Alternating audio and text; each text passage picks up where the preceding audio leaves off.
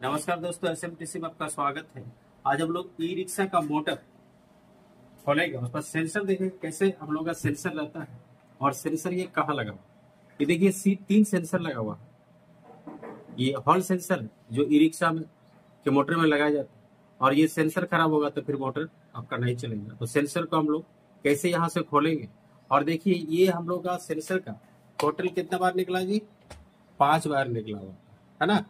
तो एक आपका देखिए रेड वाला निकला हुआ है, एक ब्लैक, यानी ये पॉजिटिव और नेगेटिव सप्लाई आएगा। और ये जो तीनों का जो आपको ब्लू है, ग्रीन है और पीला है ना, ये तीनों आपको कंट्रोलर में जाओ।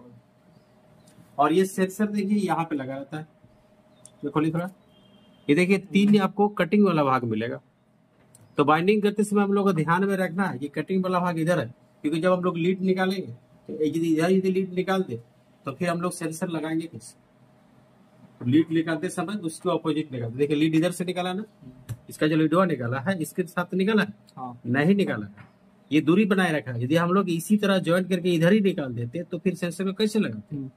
इसलिए आपको इस बात को ध्यान में रखना होगा कि सेंसर के साइड आपको लीड नहीं निकालना है।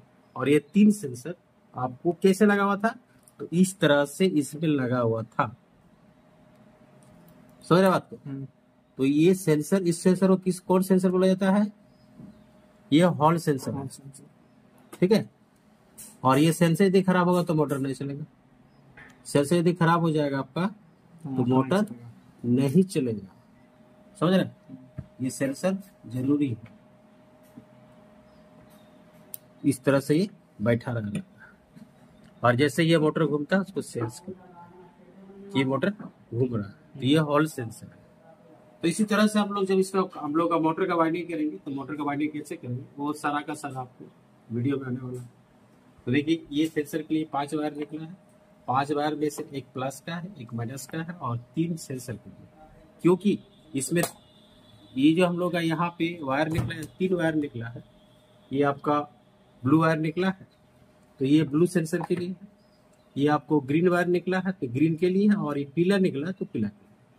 इस तरह से हम लोगों को मोटर बाइंडिंग करने के बाद सेंसर को भी चेक कर लेना होगा और सेंसर को भी लगाना होगा, जिससे आपका मोटर सही से चले और जल्दी से बचे।